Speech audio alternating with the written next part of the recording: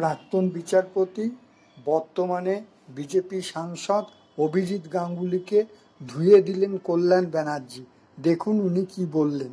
ও পাওয়ার drank man, ক্ষমতা লোভী, ক্ষমতা নিয়ে থাকতে চায় সবসময়। ও সবাই ওকে ভাবে, ও তো আপনাদের সাংবাদিকদের সঙ্গে খারাপ ব্যবহার করে না? একজন মহিলা সাংবাদিকের সঙ্গে তো যাতে ব্যবহার করেছিল, অথচ কিন্তু গাড়ি থেকে একবারও বেরোবে না তো। ওর সভ্যতাই জানে না তো, ভদ্রতাই জানে না। ও সভ্য নয়, ভদ্র নয়। বলছি তো, এরকম একটা জিনিস কি করে যে হাইকোর্টের জজ হয়েছিল বাবা আমার জানা নেই। যারা করেছিলেন তাদেরকে আমি প্রণাম জানাই। আপনারা যারা ওকে জজ করেছিলেন, আপনাদের পায়ের দুটো পায়ে ভাই প্রণাম আপনাদের। আপনারা ভীষণ ভালো মানুষ। আপনারা এরকম একটা থার্ড গ্রেডের মানুষকে আপনারা জজ করেছেন, প্রণাম আপনাদের। বেকন লাইট, লাল আলো যেটা, সেটা মাত্র ভারতবর্ষে কে কে জ্বালাতে পারে? প্রেসিডেন্ট অফ ইন্ডিয়া পারে, প্রাইম মিনিস্টার পারে, ভাইস প্রেসিডেন্ট পারে, স্পিকার পারে, চিফ জাস্টিস অফ ইন্ডিয়া পারে, আর কেউ পারে না।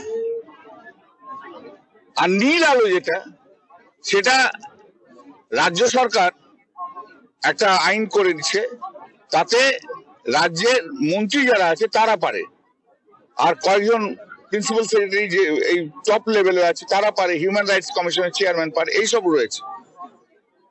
তা উনি এইসব অন্যায় কাজ করছিলেন এবং বাবুল সুপ্রিয়কে মানে যা তা ভাবে গালাগাল দিয়েছে।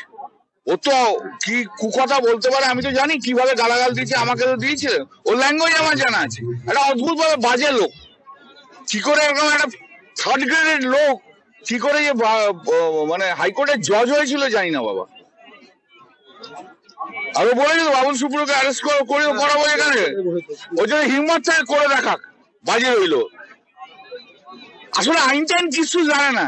একে ওকে তো হাইকোর্টের জজ হয়ে গেছিল, তাই আইন টাইন কিচ্ছু জানে না ও।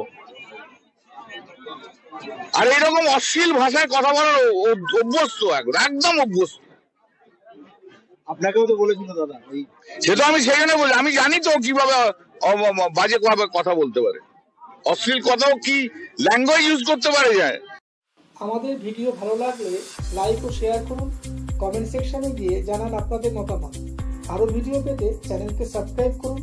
প্রতি মুহূর্তে খবরের আপডেট পেতে প্রেস করুন বেল আইকন।